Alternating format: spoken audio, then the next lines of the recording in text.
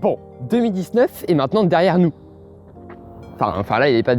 Enfin, c'était l'année précédente, quoi. Enfin, vous m'avez compris. Bref. Et donc, nous avons entamé une nouvelle décennie, la décennie 2020. Par ailleurs, la décennie précédente a permis d'en apprendre énormément sur le système solaire. Alors, de 2020 à 2029, quelles missions vont être lancées et quelles missions vont malheureusement s'arrêter?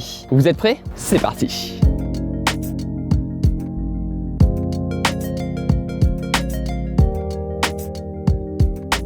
Cette année est une porte d'ouverture pour aller sur Mars. Il y en a tous les 2 ans. Ainsi, la NASA travaille actuellement sur le successeur de Curiosity, qui est actuellement sur la surface martienne. Ce successeur fait partie de la mission Mars 2020, qui devrait être lancée logiquement, attention, en juillet 2020. Cette mission aura donc comme but de poser un rover, ainsi que pour la première fois, un hélicoptère, se nommant MHS. Ce dernier rend donc cette mission incroyablement inédite, mais vous comprendrez que c'est incroyablement compliqué aussi. Ah bah oui, parce qu'on n'a jamais fait voler ce genre d'engin dans l'atmosphère martienne, tout simplement. Toujours en 2020, on devrait voir les taxis spatiaux de SpaceX et Boeing remplacer enfin le Soyouz russe, après plus de 5 ans de tests et d'essais pour rejoindre l'ISS. Ah bah oui, on l'attend ce vol habité, hein. Moi perso, je l'attends depuis très longtemps, très longtemps. Ces 2 vaisseaux spatiaux permettront à l'Amérique de redevenir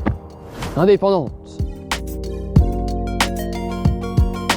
Cette année signera la première mission du programme Artemis, qu'on verra un peu plus en détail tout à l'heure. Et oui, avec un retard déjà considérable, on espère que le calendrier de la NASA sera tenu pour le retour sur la Lune. De plus, et c'est une mission qu'on attend depuis très longtemps, enfin moi je l'attends depuis très longtemps, bah oui, parce qu'elle a aussi du retard, il s'agit ni plus ni moins que du lancement du télescope spatial nommé James Webb. Veuillez applaudir bien fort, évidemment, on peut l'applaudir. Bon, ce télescope va permettre d'incalculables nouvelles découvertes sur l'univers. Pour l'instant, la référence du télescope spatial, c'est Hubble. Voilà. Et sauf que James Webb va être beaucoup plus performant que Hubble. Va-t'en Hubble. En 2022, on verra le lancement de la mission JUICE qui a comme destination les satellites naturels de Jupiter. Elle étudiera donc Callisto, Europe et Ganymède. Vénus. Ah, Vénus.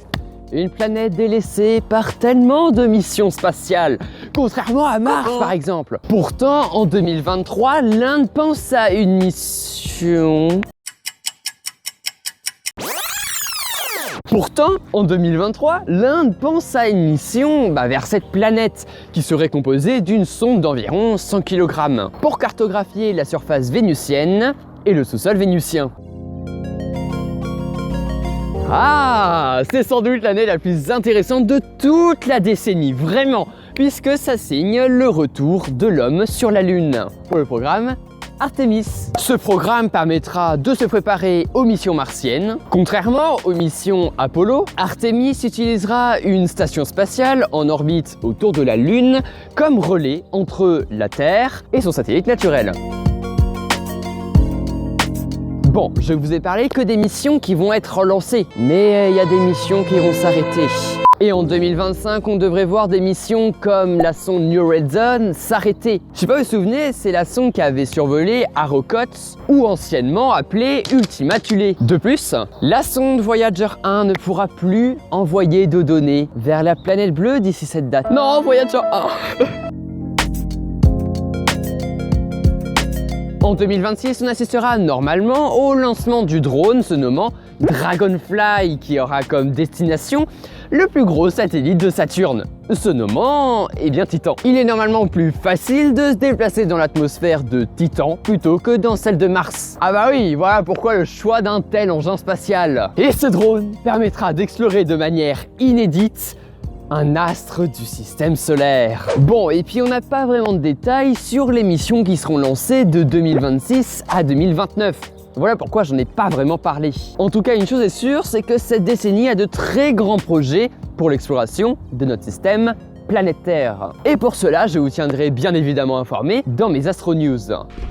Et voilà, c'est déjà terminé pour cette vidéo, j'espère qu'elle t'aura plu. Si c'est le cas, tu peux évidemment t'abonner, mettre un pouce bleu et mettre un commentaire. En tout cas, eh bien c'était la ref, on se retrouve à la prochaine.